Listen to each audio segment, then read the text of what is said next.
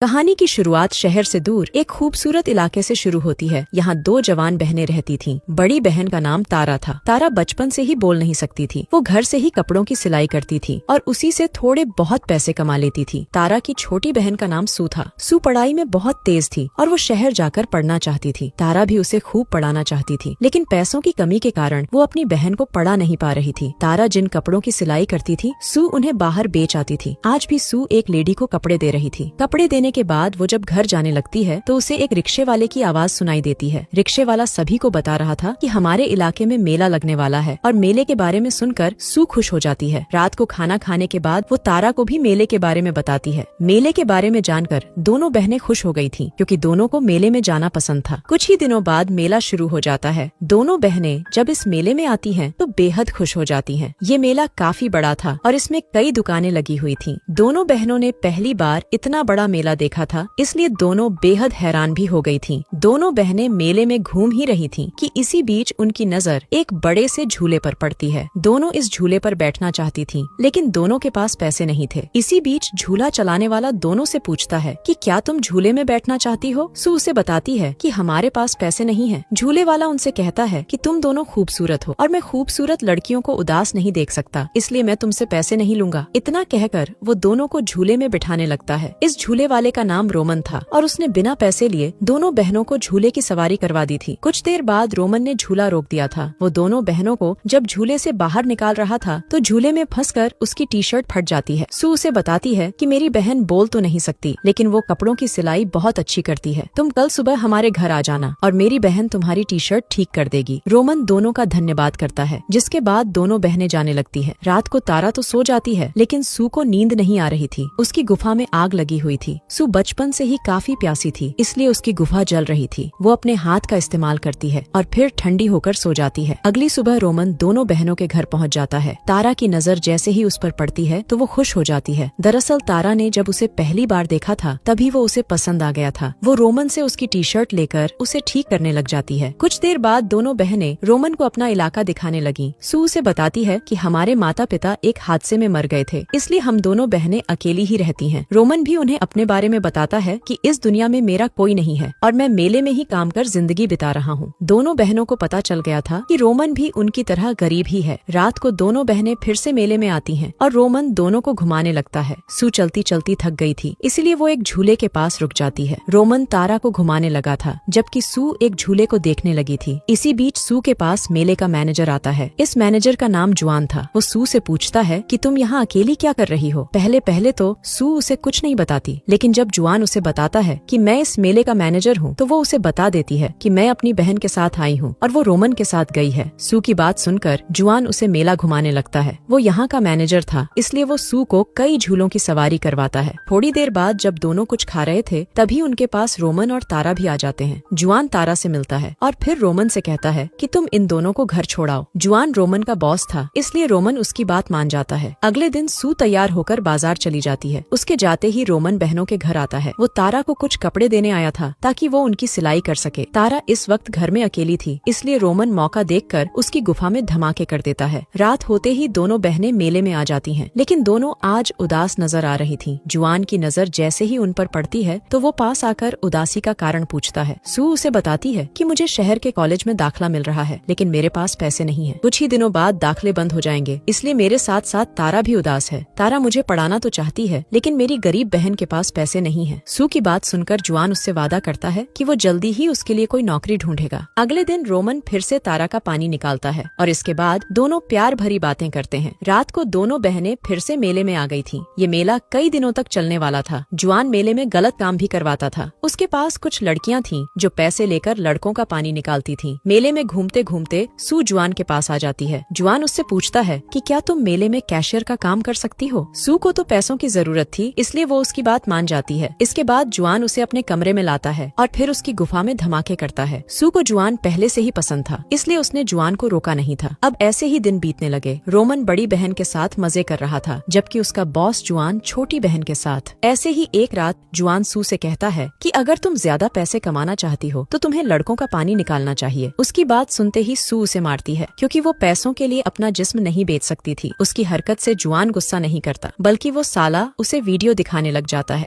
Video में वो सू का पानी निकाल रहा था। वीडियो दिखाकर वो सू से कहता है कि अगर तुमने मेरी बात नहीं मानी तो मैं ये वीडियो सबको दिखा दूंगा। अब से तुम मेरे लिए काम करोगी और मेरे कहने पर हर रात लड़कों का पानी निकालोगी। जुआन की बातें सुनकर सू हैरान हो गई। अगली सुबह दोनों बहनें घर के काम कर रही थीं और पूरा दिन काम करते करते बिता देती हैं। रात को सू